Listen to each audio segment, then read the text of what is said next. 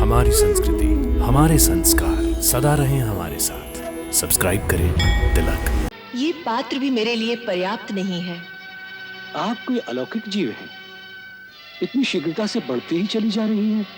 राजन, ये तो मेरा स्वभाव है। बढ़ने पर आती हूँ तो रुकती ही नहीं। परंतु आप क्यों चिंता करते हैं? आपका राजमहल तो बहुत बड़ा है ना? बड़ा था, परंतु आपने उसे छोटा कर दिया है। मैं समझ गया कि मैंने आपको क्षुद्र जीव कहा था, सो आपने मेरे अहंकार को तोड़ने के लिए ये लीला रची है। अवश्य आप कोई दिव्य आत्मा है। हे मत्सराज, आपने हमें जो शिक्षा दी है उसके लिए मैं आपका धन्यवाद करता हूं। अब मुझे अपने इस राजमहल का कोई दम नहीं रहा। चलिए, मैं आपको एक विशाल नदी में पहुंचा आता हूं। अच्छी बात है राजन, वही मेरे लिए उचित होगा। हे प्रभु, मुझे अपने अलौकिक रूप के साक्षात दर्शन देने की कृपा कर। उनके शुद्ध विनीत भाव से प्रभु प्रसन्न हो गए और उनके सामने अपने चतुर्भुज रूप में प्रकट हो गए। हे सच्चिदानंद अच्युत अविनाशी भगवान, पृथ्वी पर आपके अवतार किसी न किसी विशेष अभिप्राय हेतु होते हैं। आप अनुग्रह करके अपने इस दास को यह समझाने की कृपा करें कि यह अद्भुत मत्स्य रूप धारण करने का क्या हेतु है प्रभु।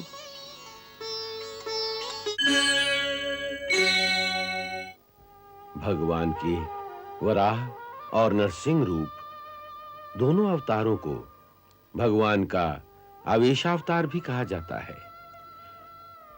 भगवान के अलग अवतारों में 10 से लेकर 16 कलाएं प्रकट होती हैं।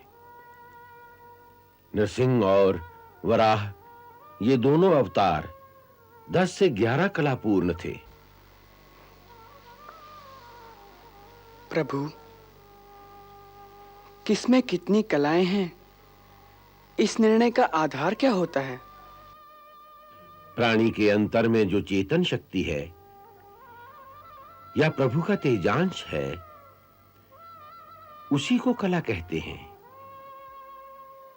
जिस प्राणी में जितनी चेतना शक्ति अभिव्यक्त हो रही है, उतनी ही उसकी कलाएं मानी जाती हैं। इसी से जड़ चेतन का भेद होता है। ये पेड़ पौधे एक कला के प्राणी हैं। इन्हें खाना चाहिए, निद्रा चाहिए, इन्हें सुख दुख का भी आभास होता है। पशु पक्षी 4 कला के प्राणी हैं, क्योंकि वे बुद्धि का प्रयोग कर सकते हैं। साधारण मानव में 5 कला की और सभ्य तथा संस्कृति युक्त समाज वाले मानव में 6 कला की अभिव्यक्ति होती है। जो विशेष प्रतिभा वाले विशिष्ट पुरुष होते हैं, उनमें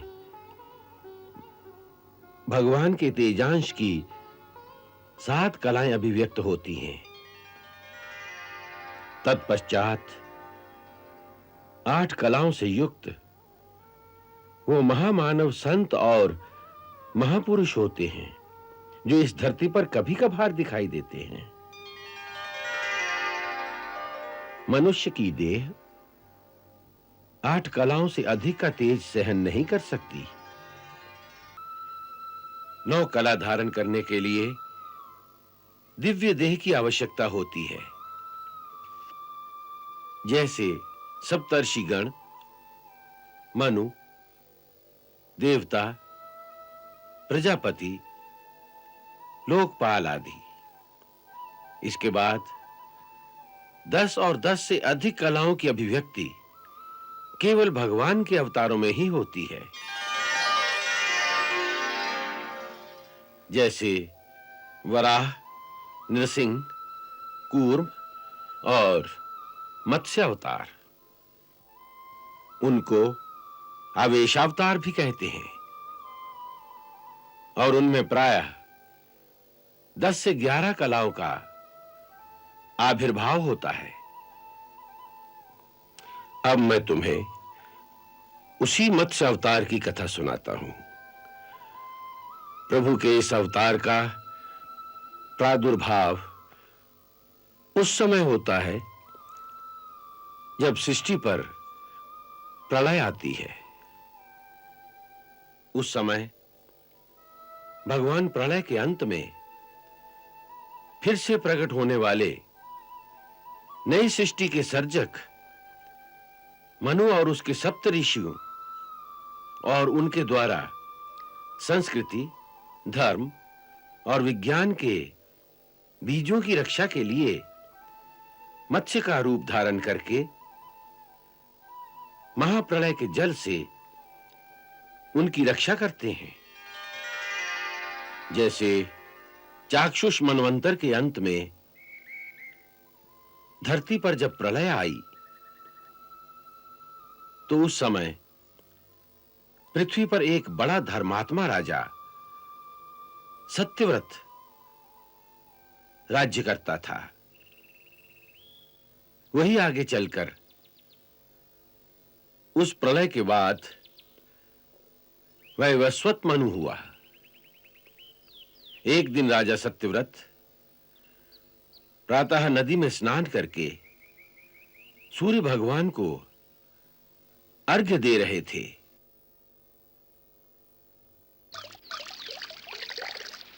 ओम सूर्य देवाय नमः।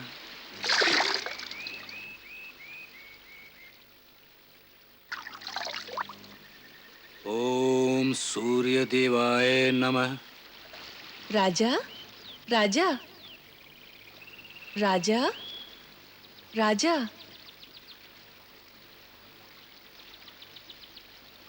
ये आवाज किसकी है? राजा, मुझे जल में वापस मत फेंक। मैं एक छोटी सी मछली हूँ। नदी में बड़ी मछलियाँ छोटी मछलियों को खा जाती हैं। इसलिए जब मैंने आप जैसे वीर पुरुष के हाथों में अपने को सौंप दिया तो मुझे विश्वास था कि अब राजा के हाथों मेरी रक्षा होगी। यदि राजा भी मुझे त्याग देंगे तो फिर निर्बल प्राणियों की रक्षा कौन करेगा?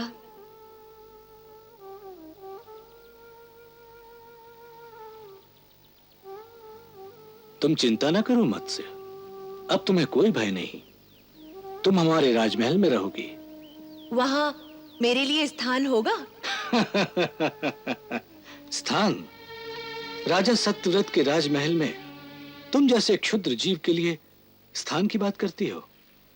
वहां तो एक नगर समा सकता है। शायद तुमने कभी राजमहल देखा ही नहीं। चलो, आज हमारे राजमहल को भी देख लो। चलो।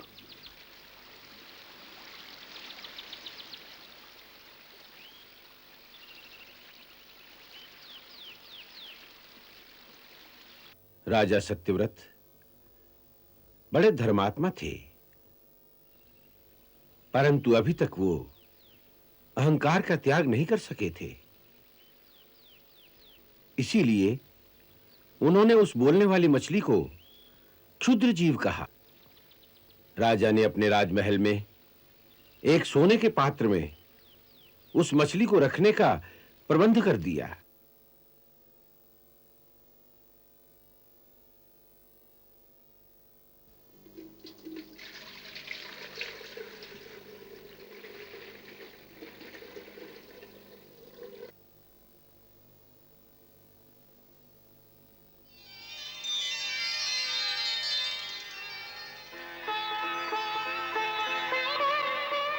इसके आहार का पूरा प्रबंध किया जाए।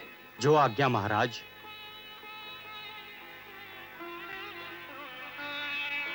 अब तुम यहां आनंद से रह सकती हो।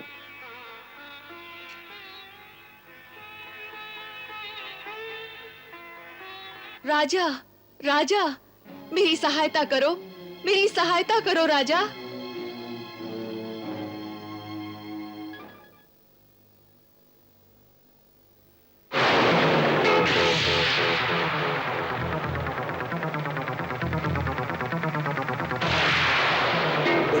बात है? तुम तो बर्तन जितनी बड़ी हो गई हो। राजा, मुझे कोई बड़ा स्थल दो ना। अच्छी बात है। प्रहरी, इन्हें किसी बड़े बर्तन में रख दो। जो आज्ञा महाराज।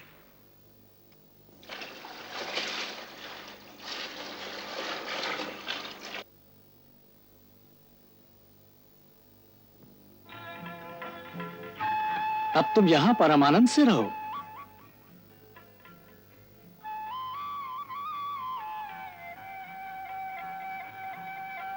राजा, राजा।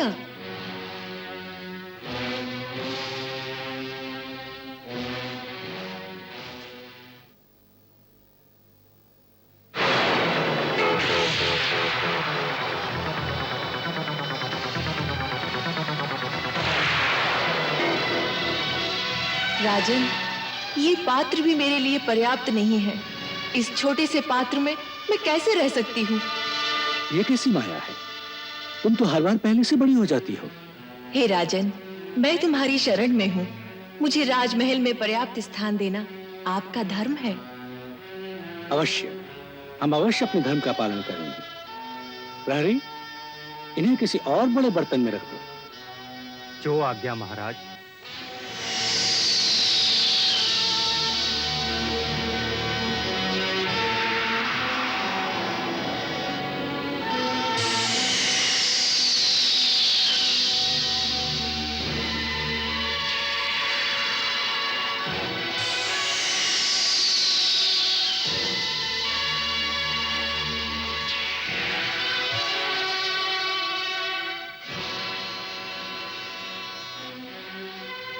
देखो राजन, ये पात्र भी मेरे लिए पर्याप्त नहीं है। आप कोई अलौकिक जीव हैं। इतनी शीघ्रता से बढ़ती ही चली जा रही हैं। राजन, ये तो मेरा स्वभाव है। बढ़ने पर आती हूँ तो रुकती ही नहीं। परंतु आप क्यों चिंता करते हैं? आपका राजमहल तो बहुत बड़ा है ना? बड़ा था, परंतु आपने उसे छोटा कर दिया है। मैं समझ गया कि मैंने आपको क्षुद्र जीव कहा था। सो आपने मेरे अहंकार को तोड़ने के लिए ये लीला रची है। अवश्य आप कोई दिव्य आत्मा है। हे मत्सराज, आपने हमें जो शिक्षा दी है उसके लिए मैं आपका धन्यवाद करता हूं। अब मुझे अपने इस राजमहल का कोई दम नहीं रहा। चलिए, मैं आपको एक विशाल नदी में पहुंचा आता हूं। अच्छी बात है राजन, वही मेरे लिए उचित होगा।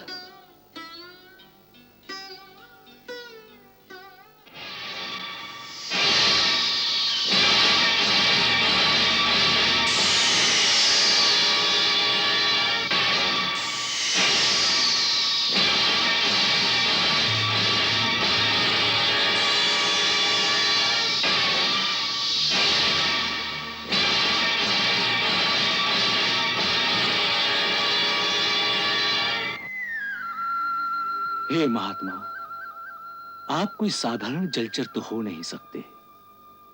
सच सच बताइए कि आप कौन हैं और ये मत्स्य का रूप धारण करके अपनी माया से हमें क्यों भरमा रहे हैं? एक ही दिन में जिसके आकार में इतना विस्तार हो जाए, ऐसा जलचर तो मैंने कभी ना देखा न सुना। अवश्य आप सर्वशक्तिमान श्री हरि ही हैं। मैं मन, वचन तथा कर्म से आपकी शरण में आकर आपको प्रणाम करता हूं। हे प्रभु, मुझे अपने अलौकिक रूप के साक्षात दर्शन देने की कृपा कर। उनके शुद्ध विनीत भाव से प्रभु प्रसन्न हो गए और उनके सामने अपने चतुर्भुज रूप में प्रकट हो गए।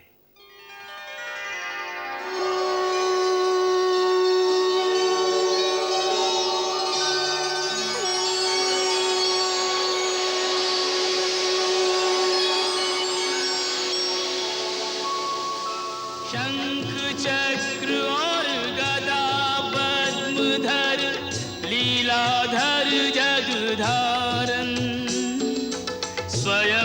चतुर्भुज मत्स्य रूप में प्रगटे श्री नारायण। निराकार के आज हुए साकार रूप में दर्शन। सफल हो गए नैन दरस कर, धन्य हो गया जीवन।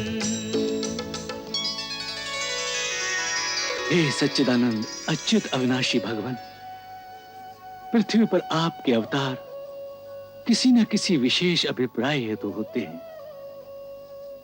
आप अनुग्रह करके अपने इस दास को यह समझाने की कृपा करें कि यह अद्भुत मत्स्य रूप धारण करने का क्या हेतु है प्रभु।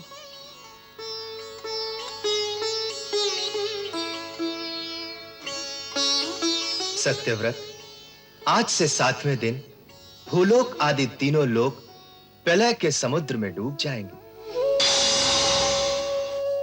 उस समय जब तीनों लोक प्रलय काल की जलराशि में डूबने लगेंगे, तब मेरी प्रेरणा से तुम्हारे पास एक बहुत बड़ी नौका आएगी।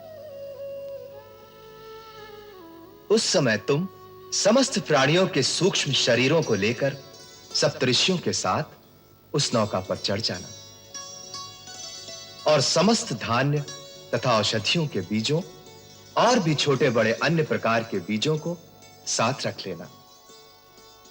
जब प्रचंड आंधी के कारण नाव डगमगाने लगेगी, तब मैं इसी रूप में वहां आऊंगा और तुम लोग वासुकी नाग के द्वारा उस नाव को मेरे सींग से बांध देना। सत्यव्रत, इसके बाद जब तक ब्रह्मा जी की रात रहेगी, तब तक मैं ऋषियों के साथ तुम्हें उस नाव में बैठाकर उसे खींचता हुआ समुद्र में विचरण करूंगा। उस समय जब तुम प्रश्न करोगे, तब मैं तुम्हें उपदेश दूंगा। मेरे अनुग्रह से मेरी वास्तविक महिमा, जिसका नाम पर ब्रह्म है, तुम्हारे हृदय में प्रकट हो जाएगी और तुम उसे ठीक ठीक जान लोगे। फिर जब ब्रह्मा जी का नया दिन उदय होगा और प्रलय समाप्त होगी, तो तुम वैवस्वत मनु के रूप में एक मनवंतर तक सृष्टि का संचालन करोगे।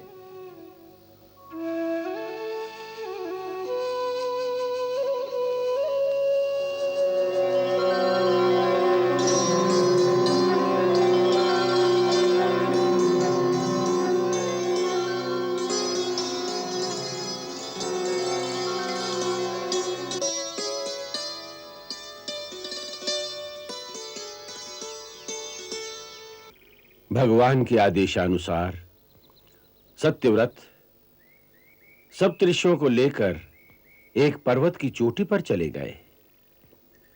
ठीक 7वें दिन धरती पर प्रलय का विस्फोट हुआ।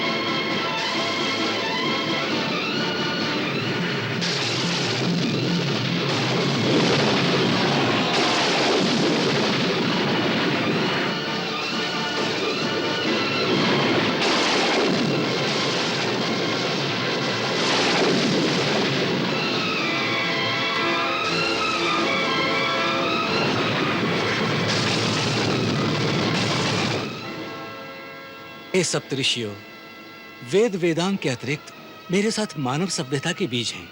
इस समय संपूर्ण सृष्टि विनाश को प्राप्त हो गई है।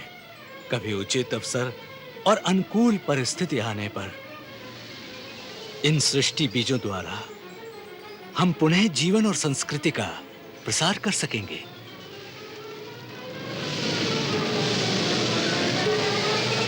आपका कहना सत्य है महाराज। अब आप सभी लोग निश्चिंत होकर भगवान श्री विष्णु का स्मरण कीजिए। वह शीघ्र ही हमारी सहायता करेंगे, ऐसा मेरा विश्वास है।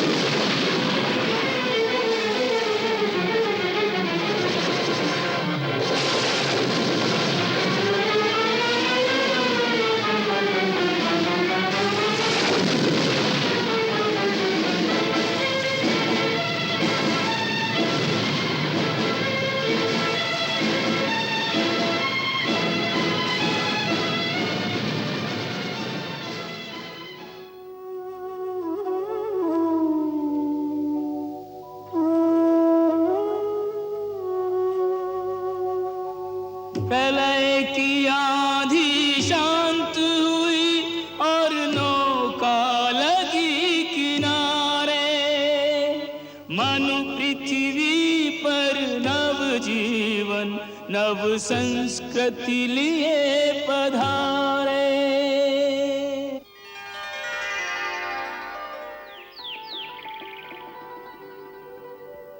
प्रलय काल में समुद्र के नीचे विचरण करते हुए मत्स्य भगवान ने जो ब्रह्म उपदेश वैवस्वत मनु और सप्तऋषियों को दिया, उसका वर्णन मत्स्य पुराण में मिलता है।